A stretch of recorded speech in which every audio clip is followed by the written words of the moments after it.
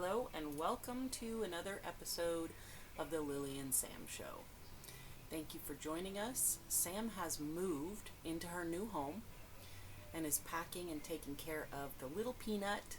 So a lot of work, but she will be with us soon. And we will begin our classes on Tarot, where she will be teaching me and you.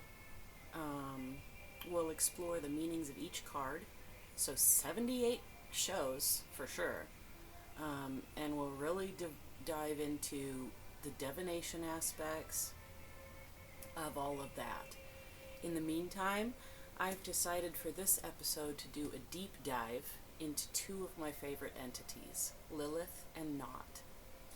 These entities have been a major force in my life, and I hope to give a thorough explanation of who they are in our attestations and sources, as well as who they are to me in my practice.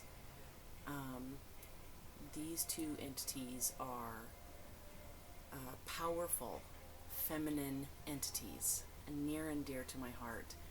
And I'd like to shed some light on my thoughts about how they were altered, especially Lilith, by the patriarchal Abrahamic religions to suit an agenda of removing feminine power.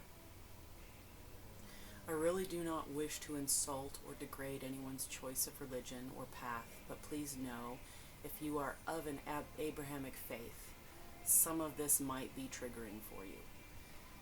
Everyone has their own path, and I respect yours, but also have my own interpretations, which might not be the same as yours. I hope you'll watch, but if you feel you might be triggered in some way, I understand if you choose not to. Okay, so let's deep dive into the mother of all, the first woman, the guardian of night, the hooded one, the bringer of dreams, and the keeper of the feminine divine powers, Lilith and Nott. I believe them to be one and the same goddess. And you will see how differently they are portrayed when juxtaposed against two wildly differing cultures. One that wished to destroy feminine power, and one that held women in high regard. Lilith has much more available source material, and is mentioned in some of the oldest texts that we have dating back to Sumer and Mesopotamia. She has many names. Nott has less source material, but the commonalities are astounding. And I want to show you those. So let's get this party started. Please remember to like and share to help us grow the channel. We appreciate your support so very much. Okay, so what I'm taking my source material from is the wiki on Lilith. I did read through the entire thing, and it's very accurate with all source data provided. So I thought it was a pretty thorough place to start. I'm going to read it to you and insert my thoughts as we go along. It's a lot of material. I might actually have to make this into 2 videos. So just bear with me as we get through this material, but it's going to be a lot. And you're going to learn a lot about Lilith and a lot about Nott. And hopefully you'll get something out of this. I think it's very beneficial. So here we go. Lilith, also spelt Lilith, Lilitu, Lilis, or Lilith, which is the Lilith one is the masculine, which is interesting. So we'll hear a little bit about that too, going forward. So she's a female figure in Mesopotamian and Jewish mythology, theorized to be the first wife of Adam, and supposedly a primordial demon. We're gonna talk about that. Lilith is cited as having been banished from the Garden of Eden for not complying with and obeying Adam. So basically, she had her own mind, and in the story, you'll hear she wanted to be on top during sex. and she had her own ideas about how things should be, and I really love that about her. But the problem with that is, for such a simple act of trying to make her own choice, trying to have her own mind, she was banished from the Garden of Eden. So that's an important point. She is thought to be mentioned in biblical Hebrew in the book of Isaiah, and in late antiquity in Mandaean and Jewish sources from 500 CE onward. Lilith appears in historiolas, incantations. Okay, so historiolas are incantations incorporating a short mythic story in various concepts and localities that give partial descriptions of her. She is mentioned in the Babylonian Talmud, in the conflict of Adam and Eve with Satan, conflict of Adam and Eve with Satan as Adam's first wife. Satan, that's weird. Lilith, that should be Lilith. And in the Zohar and Leviticus, as a hot, fiery female who first cohabited with man. Many rabbinic authorities include Maimonides and Menachem marry and reject the existence of Lilith. So please forgive me if I have mispronunciations. I am self-taught, and so I might not know how to pronounce some of these things. The name Lilith stems from Lilu, Lilitu, and Ardot, Lili. The Akkadian word Lilu is related to the Hebrew word Lilith, appearing in Isaiah, which is thought to be a night bird by some modern scholars. Night bird, remember that, because we're making the connections between Lilith and Nott. So, night bird. Let's see. By some modern scholars, such as Judith Blair. In Mesopotamian religion, found in cuneiform texts of Sumer, Assyria, Babylonia, Lilitu is a spirit or demon. Lilith continues to serve as source material in today's popular culture, Western culture, literature, occultism, fantasy, and horror. And she does. She pervades a lot of different things. Okay, history. In some Jewish folklore, such as the alphabet of Sirach, Lilith appears as Adam's first wife, who was created. Sorry. Have background music, and it changed to something I didn't want to listen to, so I had to switch it. I gotta get the music going. Lilith appears as Adam's first wife, who was created at the same time and from the same clay as Adam. Okay. I would just like to point out momentarily, if God is not fallible, then she was a perfect creation. I just want to point that out. Okay. The legend of Lilith developed extensively during the Middle Ages in the tradition of Agadah, the Zohar, and Jewish mysticism.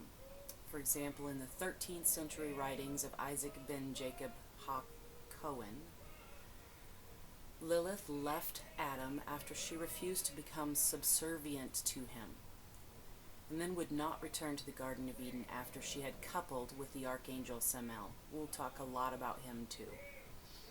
Very beautiful story, but also a story of punishment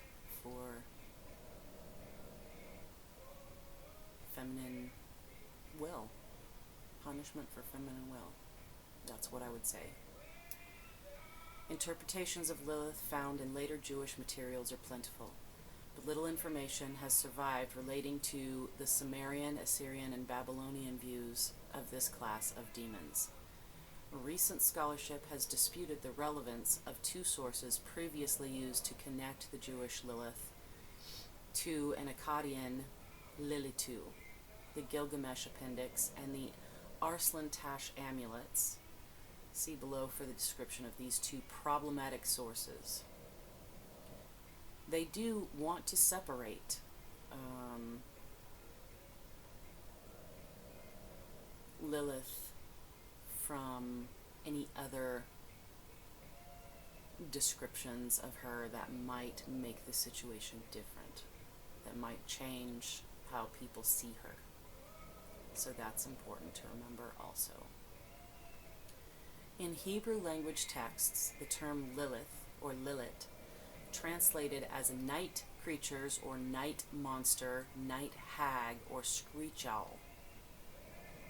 Okay, so all of these terms, the way that it's translated, they seem pretty rash. They seem, night monster. But in Norse paganism, those things are not bad things.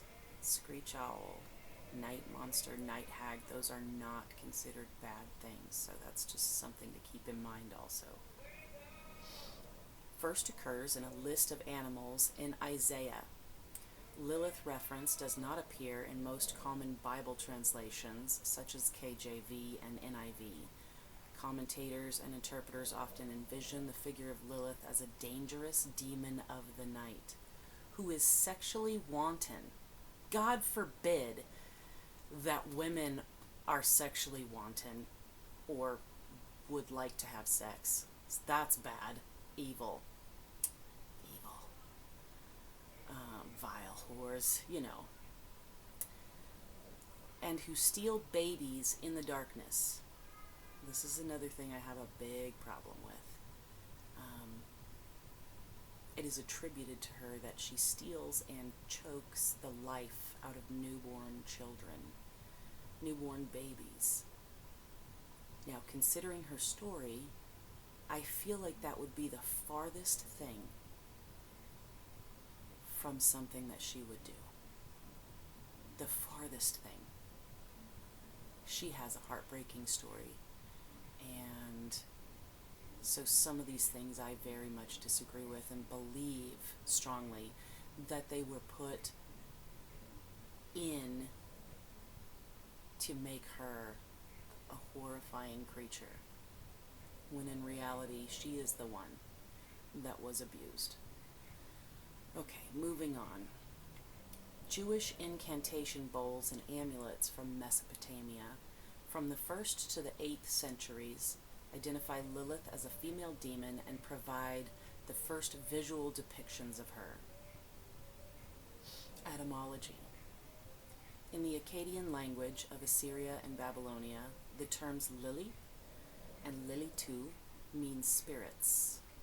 Some uses of Lilitu are listed in the Assyrian Dictionary of the Oriental Institute of the University of Chicago. In Wolfram von Soden's Akkadisches Handwörterbuch and Relexikon der Assyrologie, the female demons, Lili, have no etymological relation to Akkadian Lilu, evening. So the Akkadian Lilu means evening. Archibald Sayce, 1882, considered that the Hebrew and the early Akkadian names are derived from Proto-Semitic. Charles Fossey, 1902, has this literally translating to female night being / demon. Although cuneiform inscriptions from Mesopotamia exist where Lilith and Lilitu refers to disease-bearing wind spirits. Okay, Mesopotamian mythology. Lilu.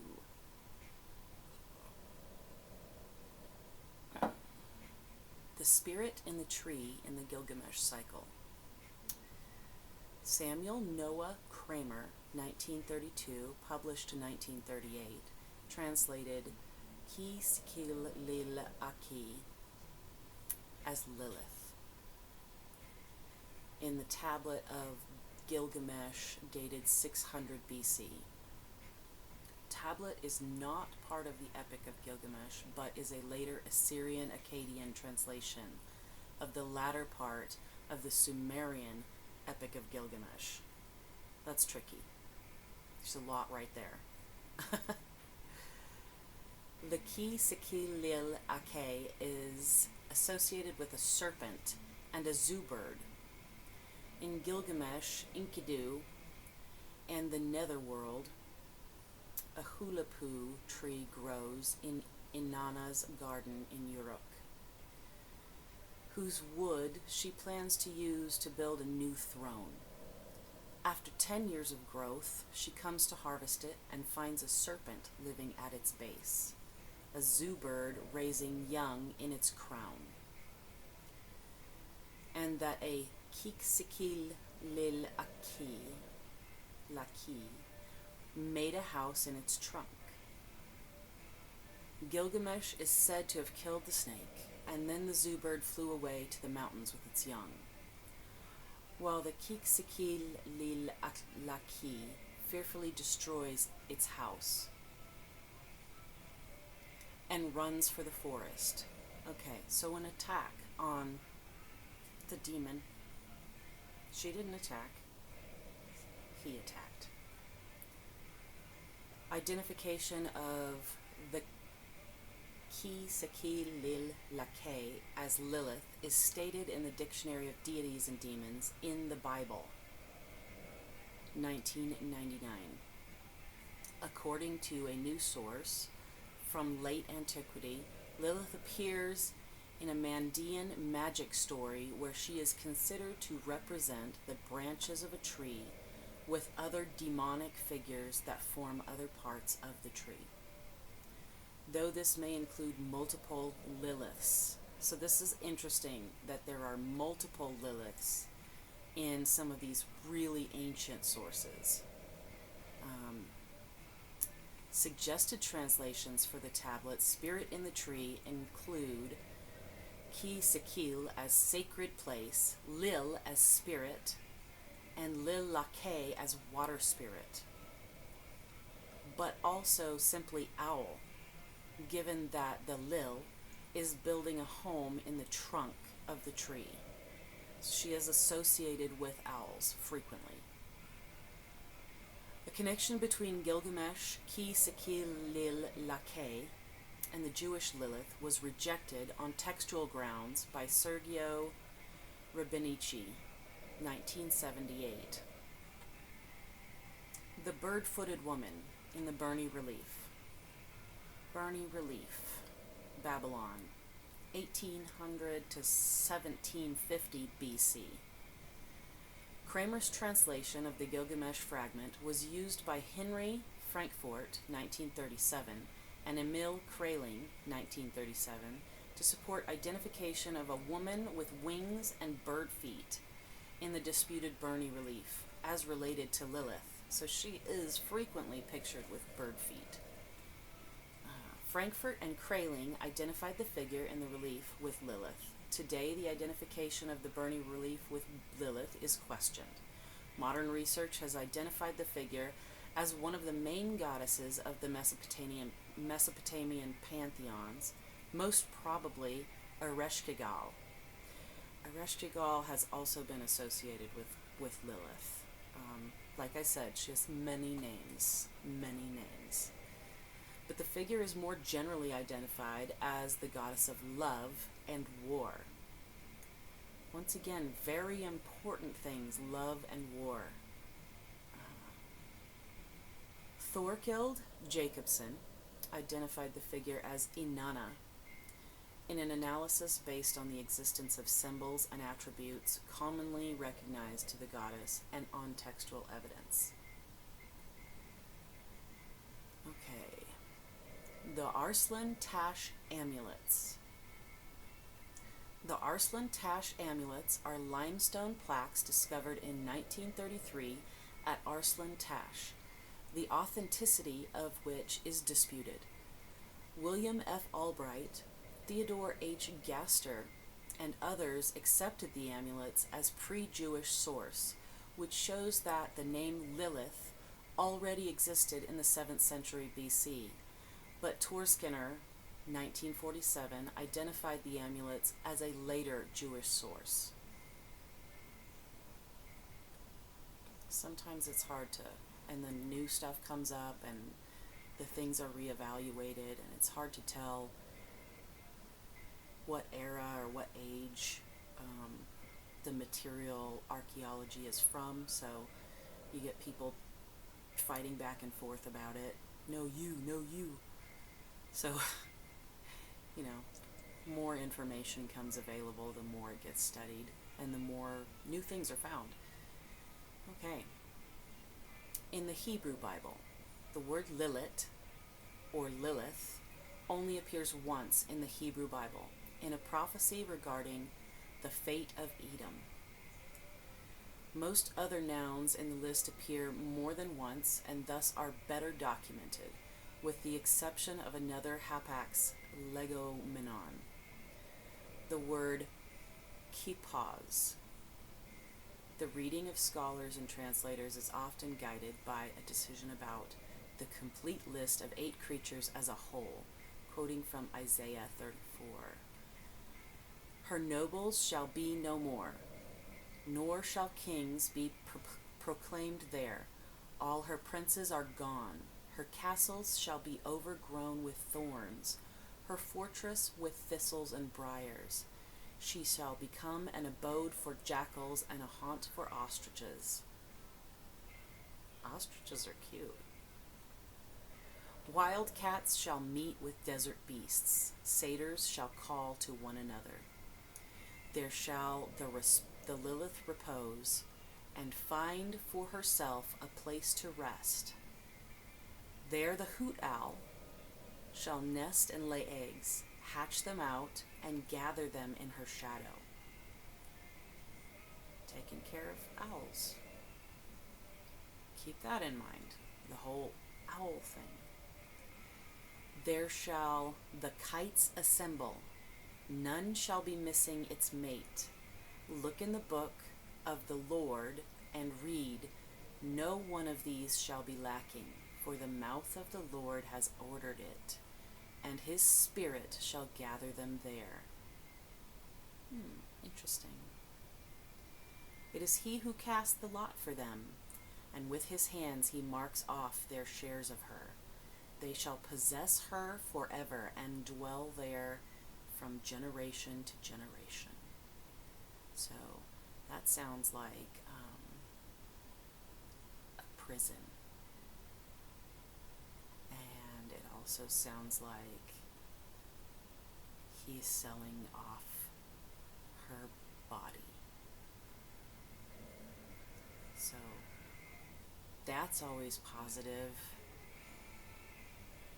when you can do that to someone that you created. Okay, Hebrew text in the Masoretic text. And shall meet wildcats with jackals. The goat he calls his fellow, Lilith. She rests and she finds rest. There she shall nest, the great owl, and she lays, and she hatches, and she gathers under her shadow. It's talking about the eggs. That's a reference to the owl eggs. Hawks, kites, gledis. Also they gather, everyone with its mate. In the Dead Sea Scrolls, among 19 fragments of Isaiah found at Qumran, the great Isaiah scroll, it renders the creature as plural, liliat. So again, plural again.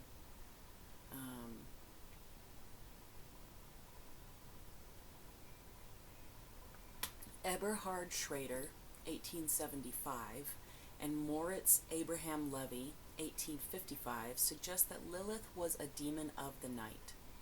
Known also by the Jewish exiles in Babylon, Schrader's and Levy's view is therefore partly dependent on a later dating of the Deutero-Isaiah in the 6th century BC, and the presence of Jews in Baghdad in the Neo-Babylonian Empire, which would coincide with the possible references to the Lilith in Babylon demonology. However, this view is challenged by some modern researchers, such as Judith Blair, 2009, who argues that the context indicates unclean animals.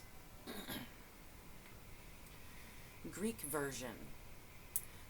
The Septuagint translates both the reference to Lilith and the word for jackals or wild beasts of the island within the same verse into Greek as onokyntoros, apparently assuming them to refer to the same creatures and omitting wildcats, wild beasts of the desert. Under this reading, instead of the wildcats or desert beasts meeting with the jackals or island beasts, the goat or satyr crying to his fellow, and Lilith or screech owl resting there. It is the goat or satyr translated as demonia, demons, and the jackals or island beasts, onocentaurs, meeting with each other and crying one to the other, and the latter resting there. Latin Bible. The early 5th century Vulgate translated the same word as lamia. Et occurrent demonia o centaurus et pilissus clamabit alter ad alterum, ibi cubavit lamia et invenit sibi requiem. Isaiah Propheta, Vulgate. The translation is, and demons shall meet with monsters, and one hairy one shall cry out to another. There the Lamia has lain down and found rest for herself. Okay, English versions. Wycliffe's Bible, 1395, preserves the Latin rendering Lamia. Lamia shall lig there, and fund rest there to herself. Bishop's Bible of Matthew Parker, 1568. There shall be Lamia lie, and how her lodging. Douay Rhymes Bible, 1582-1610, also preserves the Latin rendering Lamia. Yet another name. Lots of names. Lots of names. The Geneva Bible of William Whittingham, 1587, from the Hebrew. And the screech owl shall rest there, and shall find for herself a quiet dwelling. And then the King James Version, 1611. The wild beasts of the desert shall meet with the wild beasts of the island, and the satyr shall cry to his fellow. The screech owl also shall rest there, and find for herself a place of rest. The screech owl translation of the King James Version is together with the owl. Yenup, probably a water bird. And the great owl, quipaz, translated in other versions as snake. An attempt to render the passage by choosing suitable animals for difficult to translate Hebrew words. Later translations include night owl, that's by Young, 1898. Night specter, Rotherham, Emphasized Bible, 1902. Night monster, ASV 1901, JPS 1917, Good News Translation 1992, NASB 1995. Vampires, oh here we go, vampires. Moffat Translation 1922, Knox Bible 1950. Night hag, Revisited Standard Version, 1947. Lilith, Jerusalem Bible, 1966. The Lilith, New American Bible, 1970.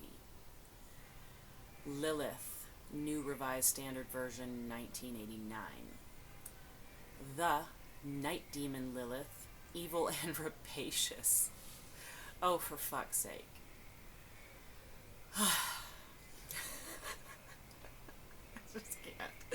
I just can't with that. Translation is everything. The Message Bible, Peterson, 1993.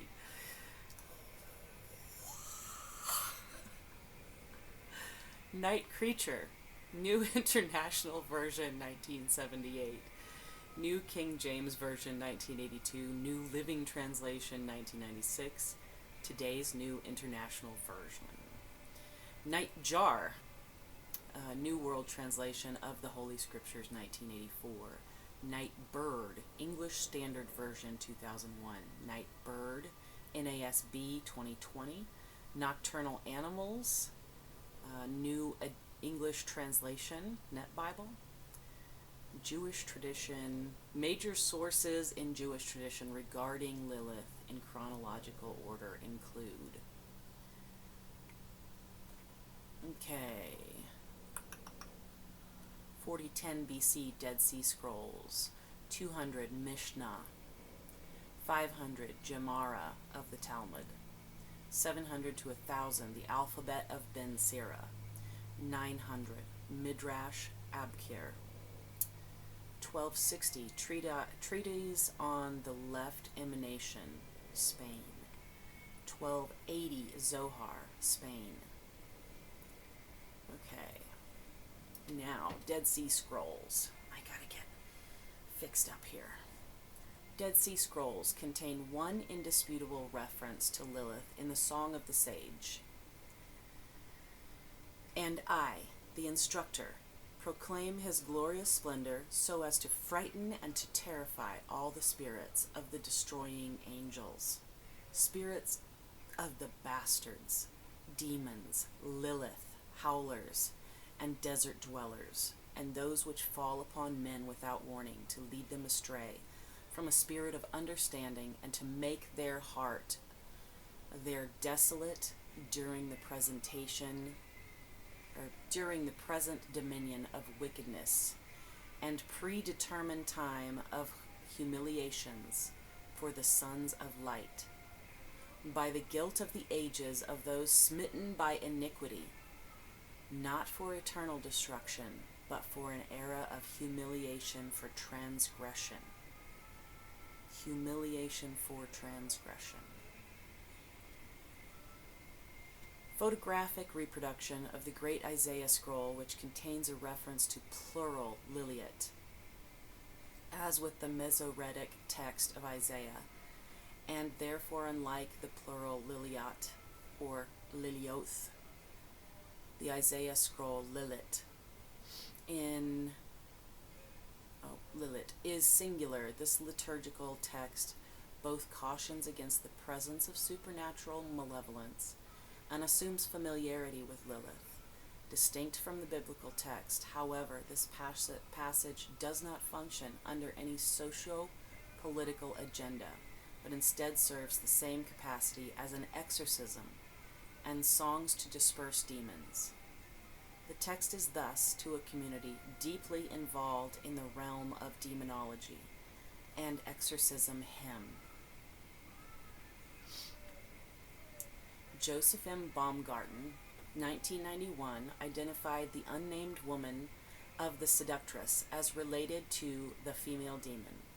However, John J. Collins regards this identification as intriguing, but that it is safe to say that is based on the strange woman of Proverbs 2, 5, 7, and 9. So here's this passage. Her house sinks down to death. Her course leads to the shades. All who go to her cannot return and find again the paths of life.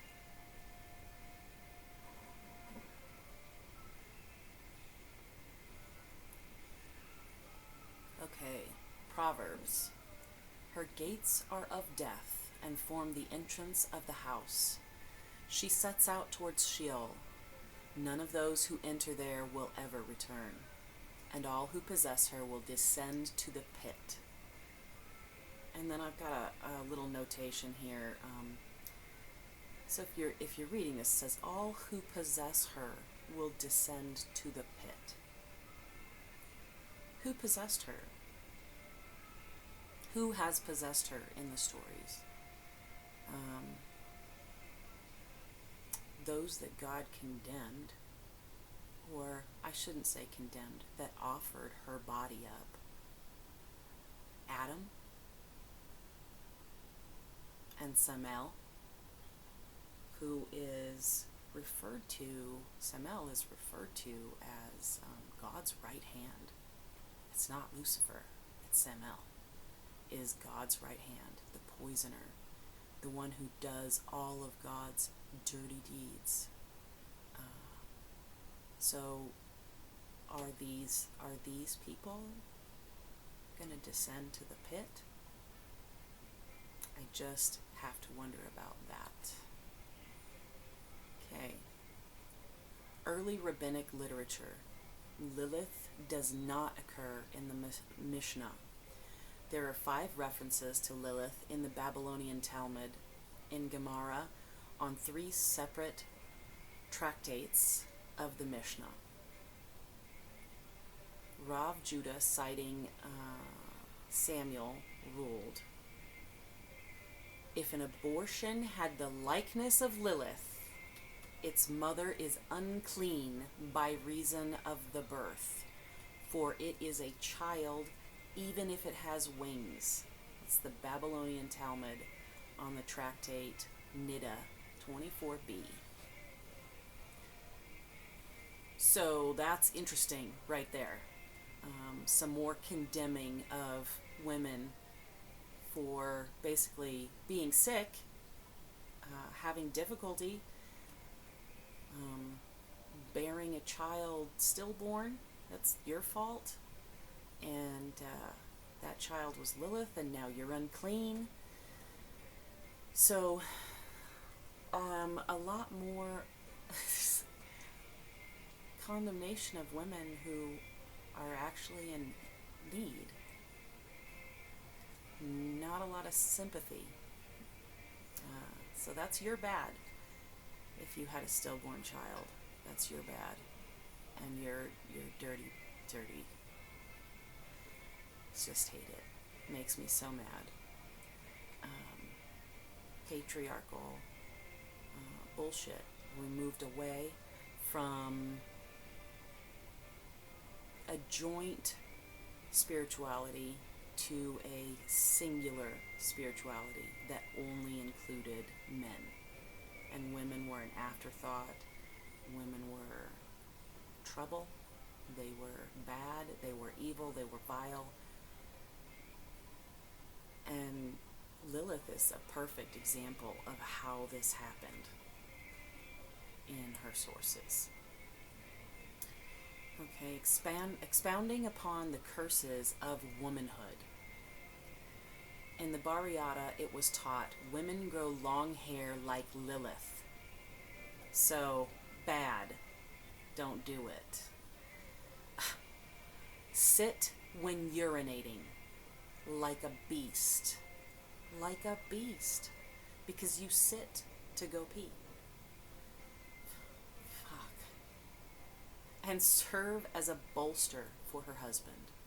That's the Babylonian Talmud on Tractate Eruvin 100b.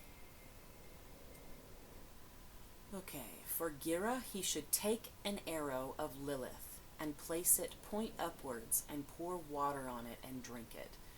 Okay, some more sorcery. Alternatively, it's okay for men to use Lilith. That's okay. Alternatively, he can take water of which a dog has drunk at night, but he must take care that it has not been exposed. I'm guessing exposed to the sun. Babylonian Talmud Tractate Gittin 69b.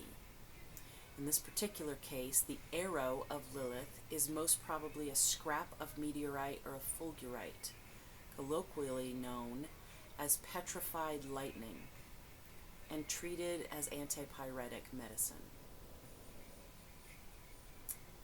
Rabbah said, "I saw how Horman, the son of Lilith, was running on the parapet of the wall of Mahuzah, and a rider galloping below on horseback could not overtake him.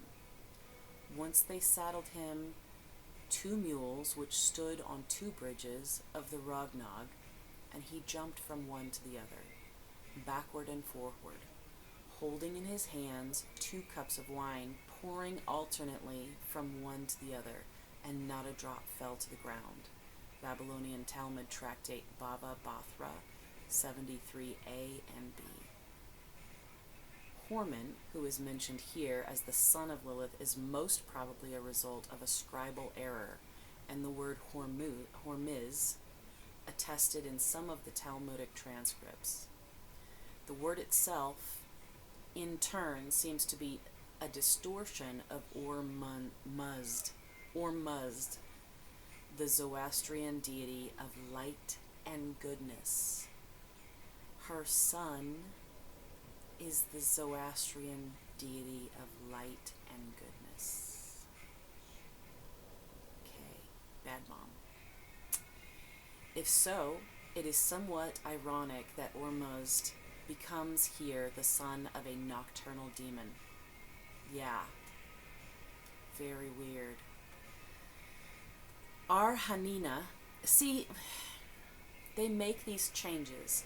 These texts and these scripts are big, and there's a lot of them, and they make these changes to a already existing deity who has these good qualities and holds power, and people believe that she holds power.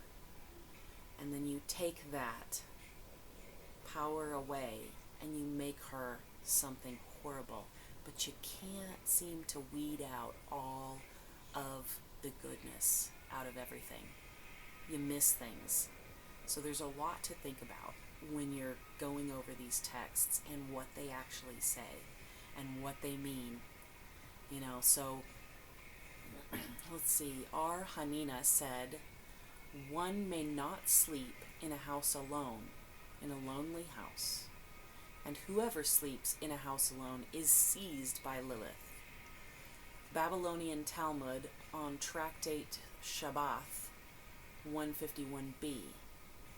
The above statement by Hanina may be related to the belief that nocturnal emissions engendered the birth of demons. So, once again, something that men do, it's not even within their control. But sometimes they have dreams and they come during the dreams. The nocturnal emissions, that's what it is. It's the semen when you come during a dream state. Those are bad, and they are blamed on Lilith. And the semen that you ejaculate when you come during your sleep is basically it fills Lilith, and she bears demon children. So naughty, but at least it's not your fault, it's her fault. Our Jeremiah B. Elazar further stated, "In all those years, 130 years after his expulsion from the Garden of Eden, during which Adam was under the ban, he begot ghosts and male demons and female demons." Or night demons, because the female demons are the night demons. Oh, they're bad, bad. "For it is said in Scripture, and Adam lived 130 years and begot a son in his own likeness, after his own image, from which it follows that until that time he did not beget after his own image. When he saw that through his death was ordained as punishment, he spent 130 years in fasting." That's a long time to go without eating, but okay. severed connection with his wife for 130 years, and wore clothes of fig on his body for 130 years. That statement of our Jeremiah was made in reference to the semen which he emitted accidentally. Oops. Oh, I did it again. Babylonian Talmud on Tractate Eruvin 18b. The Midrash Rabbah collection contains 2 references to Lilith. The first one is present in Genesis Rabbah 22:7 and 18:4. According to Haya the Great, God proceeded to create a second Eve for Adam after Lilith had to return to dust. Now, Lilith wasn't made of dust. She was made of clay, just like Adam. However, to be exact, the said passages do not employ the Hebrew word Lilith itself, and instead speak of the first Eve. Although, let's see. Sorry. Romanicized and analogical to Adam ha-Rishon, the first Adam. Although in the medieval Hebrew literature and folklore, especially that reflected on the protective amulets of various kinds, the first Eve was identified with Lilith. One should remain careful in transposing this equation to the late antiquity. Why? It makes sense. If it's the first Eve and not the second Eve, then it's Lilith. Period. End of story. The second mention of Lilith, this time explicit, is present in Numbers Rabbah 16:25.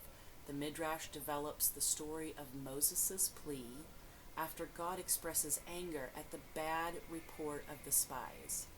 Moses responds to the threat by God, and he will destroy the Israelite people. Moses pleads before God that God should not be like Lilith, who kills her own children. Moses said, "Do not do it." You're begging God. Do not do it. I.e., destroy the Israelite people, that the nations of the world may not regard you as a cruel being and say, "The generation of the flood came and he destroyed them. The generation of the separation came and he destroyed them. The Sodomites and the Egyptians came and he destroyed them. And these also, whom he called my son, my firstborn, he is now destroying." As that Lilith, who when she finds nothing else turns upon her own children, so because the Lord was not able to bring this people into the land, he hath slain them. There's a lot right there. There's a lot. And somebody's begging God. Moses. But somebody is begging God, please don't kill everybody. I mean, you keep killing everybody, but please don't kill everybody. Like Lilith. Although, I'm not so sure Lilith kills anybody. Even though, there's attestations. But they're Abrahamic. And so,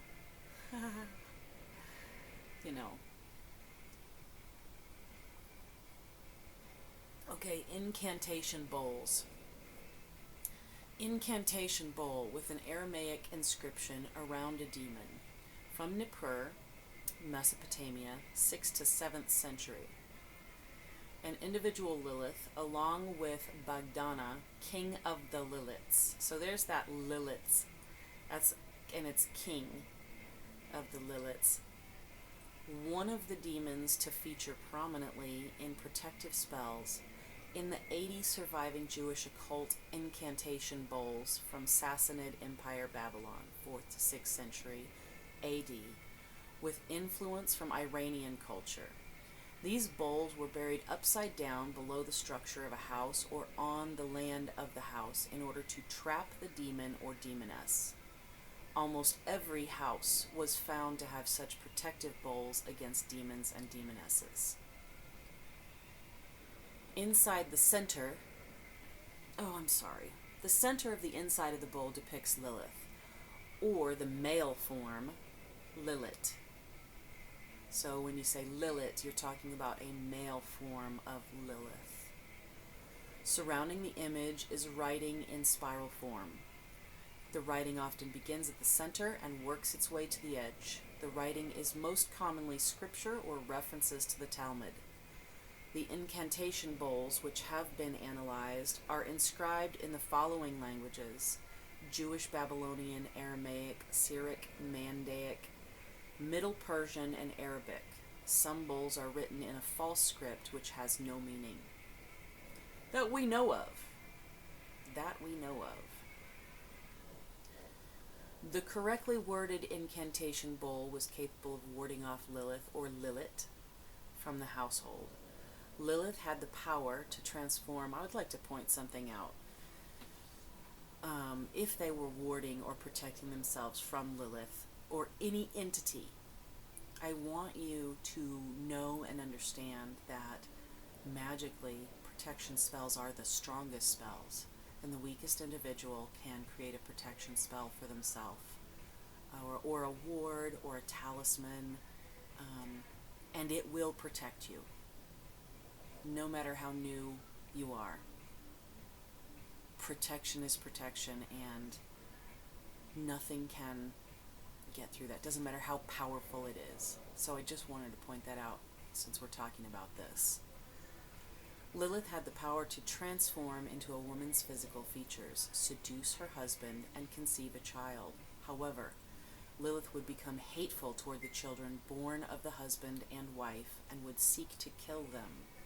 Similarly, I can't say it. Lilith would transform, again the male form, into the physical features of the husband, seduce the wife. She would give birth to a child. It would become evident that the child was not fathered by the husband, and the child would be looked down on. Lilith would see another convenient out, like Odin. So the guys go away, they do their thing, they come back, wife's pregnant, shouldn't be, time doesn't match up. It was Odin's fault. Odin did it.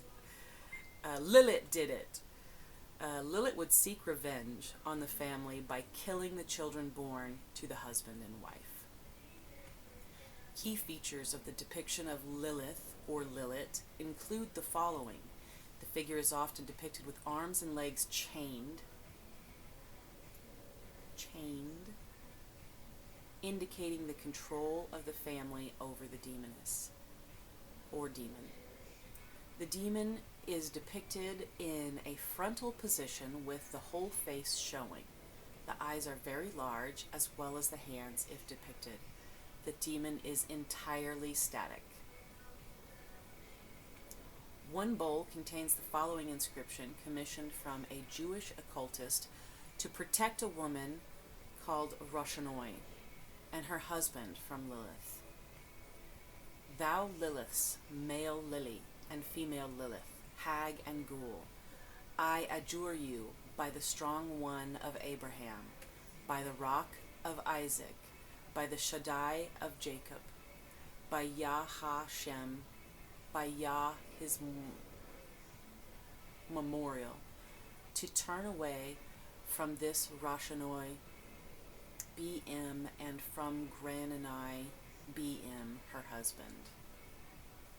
Here is your divorce and writ and letter of separation sent through holy angels. Amen, amen, Salah, hallelujah.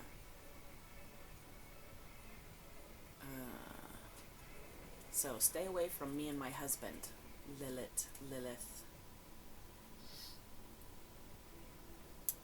The pseudo-pagraphical 8th through 10th centuries alphabet of Ben Sirah is considered to be the oldest form of the story of Lilith as Adam's first wife. Whether this particular tradition is older is not known. Scholars tend to date the alphabet between the 8th and 10th centuries AD. The work has been characterized by some scholars as satirical. Okay. But Ginsburg concluded it was meant seriously. In the text, an amulet is inscribed with the names of 3 angels, Senoi, Sensenoi, Sansenoi, Semanglof, and placed around the neck of newborn boys in order to protect them from Lilu until their circumcision. The amulets used against Lilith that were thought to derive from this tradition, in fact, dated as being much older. The concept of Eve having a predecessor is not exclusive to the alphabet and is not a new concept, as it can be found in Genesis Rabbah. However, the idea that Lilith was the predecessor may be exclusive to the alphabet. The idea in the text that Adam had a prior wife to Eve may have developed from an interpretation of the book of Genesis and its dual creation accounts. While Genesis 2:22 describes God's creation of Eve from Adam's rib, an earlier passage, 1:27, already indicates that a woman had been made. So God created man in his own image. In the image of God created he him. Male and female created he them. The alphabet text places Lilith's creation after God's words in Genesis 2:18, that it is not good for a man to be alone. And it isn't. It is not good for a man to be alone. In this text, God forms Lilith out of clay from which he made Adam, but she and Adam bicker. Lilith claims that since she and Adam were created in the same way, they are equal, and she refuses to submit to him. And this is where the problem begins. After God, so she was a woman, she was a human woman. Okay? The mother, the first mother. That's where we get that name, the first mother. After God created Adam, who was alone, he said, "It is not good for a man to be alone." He then created a woman for Adam from the earth, as he had created Adam himself, and called her Lilith. Adam and Lilith immediately began to fight. She said, "I will not lie below." I mean, I think it's great to be on top. And he said, "I will not lie beneath you, but only on top, for you are fit only to be in the bottom position." Fucker. While I am to be the superior one, Lilith responded, "We are equal to each other, inasmuch as we were both created from the earth." But they would not listen to one another. When Lilith saw this, she pronounced the ineffable name and flew away into the air. So, names are extremely important. She pronounced the ineffable name and flew away into the air. So she said a magic name. And names have a lot of power. Alright, Adam stood in prayer before his Creator. "Sovereign of the universe," he said, "the woman you gave me has run away." At once the Holy One, blessed be he, sent these 3 angels, Senoi, Sansenoi, and Semanglof, to bring her back.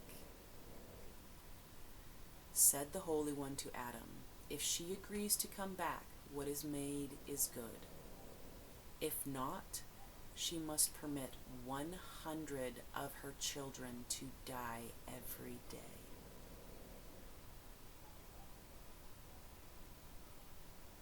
That's sick. So he created her. She had a disagreement with her husband. They couldn't work it out, and she left.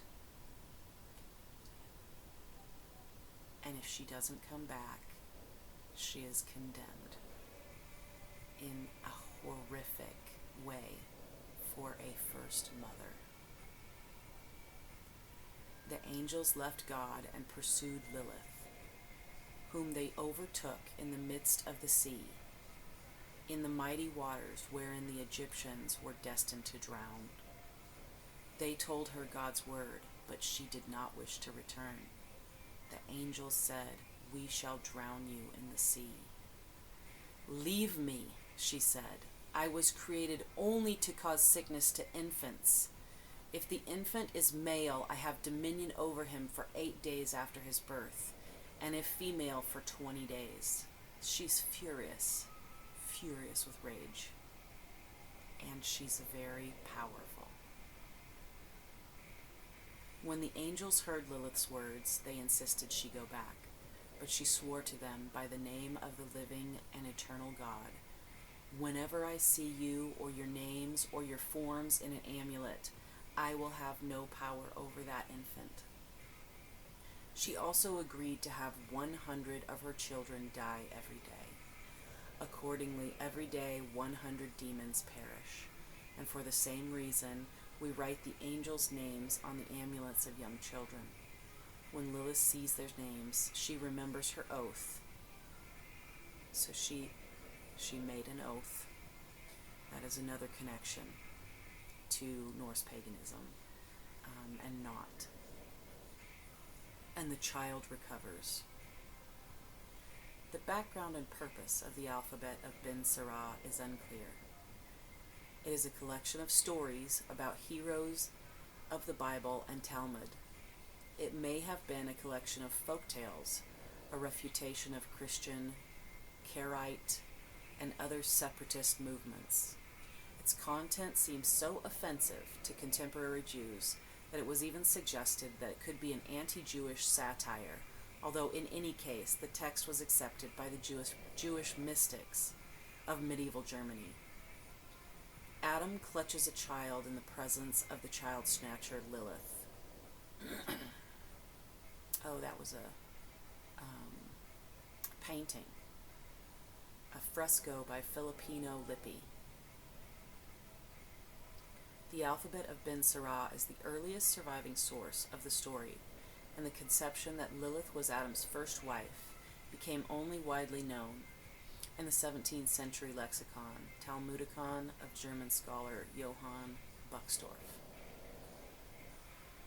In this folk tradition that arose in the early Middle Ages, Lilith, a dominant female demon, became identified with Asmodeus, king of demons, as his queen.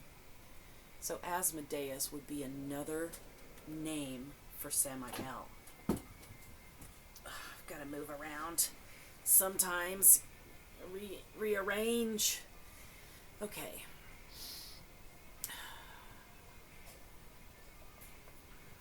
Was already known by this time because of the legends about him in the Talmud. Thus, the merging of Lilith and Asmodeus was inevitable. The second myth of Lilith grew to include legends about another world, and by some accounts, this other world existed side by side with this one, which is interesting. It's quantum theory right there. I love that. Yen Welt is Yiddish for this described other world. In this case, Asmodeus and Lilith were believed to procreate demonic offspring endlessly and spread chaos at every turn. Two primary characteristics are seen in these legends about Lilith. Lilith as the incarnation of lust, which she is, and that's not a bad thing. People are supposed to have sex.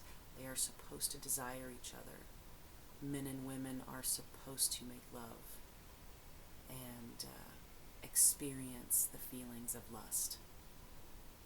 That's not a sin.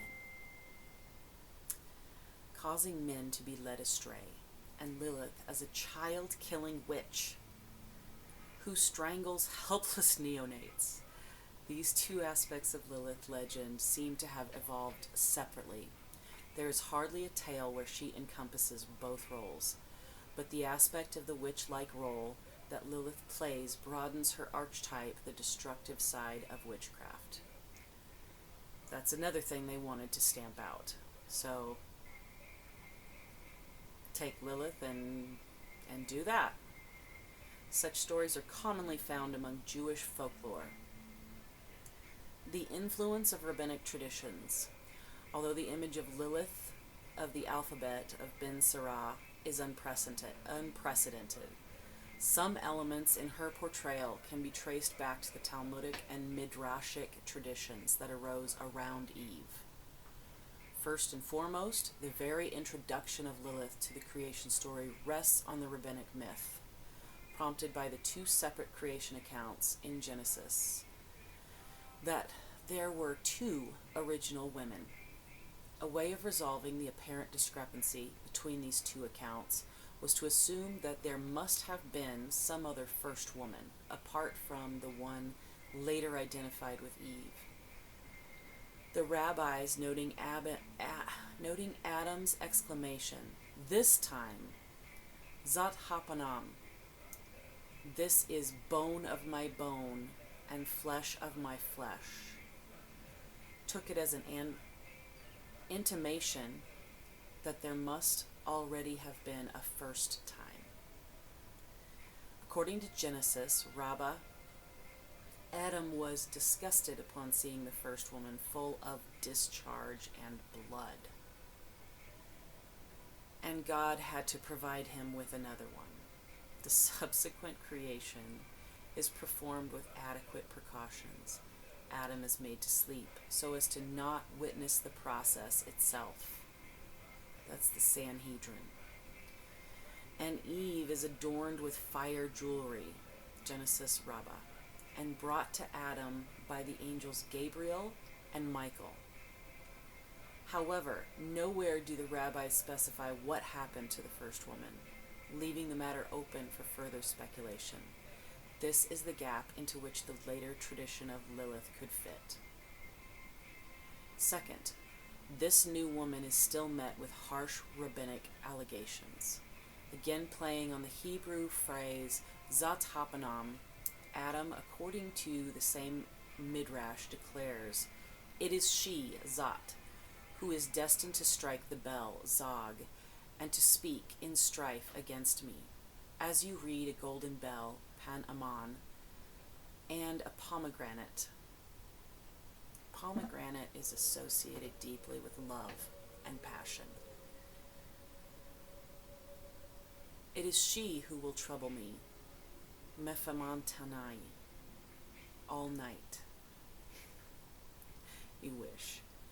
The first woman also becomes the object of accusations ascribed to Rabbi Joshua of Siknin, according to whom Eve, despite the divine efforts, turned out to be swelled-headed, coquette, eavesdropper, gossip-prone to jealousy, light-fingered, and gadabout. Us women just can't get our shit together. Sorry. A similar set of charges appears in Genesis Rabbah, according to which Eve's creation from Adam's rib rather than the earth makes her inferior to Adam and never satisfied with anything. So they're setting us up. We're getting set up. In all of this, we are getting set up to take the fall, to be the one that gets blamed for whatever goes wrong. Just throw it on us. I mean, right from the get-go. So you kill the divine feminine. Kill it. And take its power. Because we were powerful. We were, in so many cultures, in so many societies, we work together, which is the way it's supposed to be. But in all this, it takes that away from us. And it says, worthless. Pig. You know? And it's just really sad. It's sad to read this and think it tore men and women apart. And it made it okay to not love your woman, to blame your woman, it made it okay. Third, and despite the terseness of the biblical text in this regard, the erotic iniquities attributed to Eve constitute a separate category of her shortcomings. Told in Genesis that your desire shall be for your husband, she is accused by the rabbis of having an overlapped sexual drive, Genesis Rabbah, and constantly enticing Adam. Constantly enticing him. That poor guy. That poor man.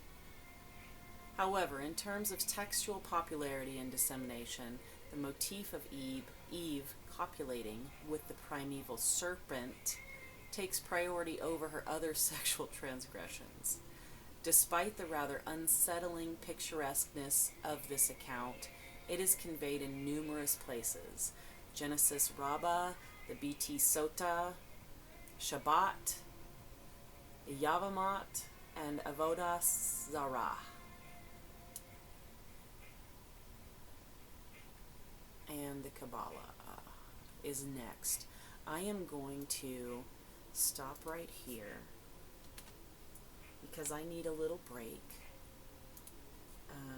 And then the next episode we will continue. And when we continue, we'll be moving into Kabbalah mentions of Lilith.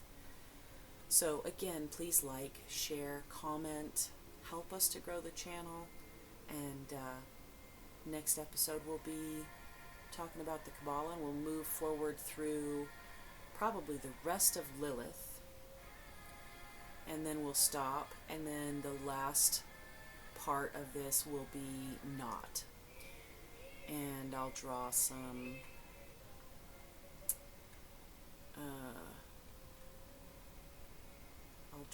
pictures for you about how the two are connected and how I believe that they are in fact the same entity. And anyways, thank you very much. I appreciate you. Have a good day.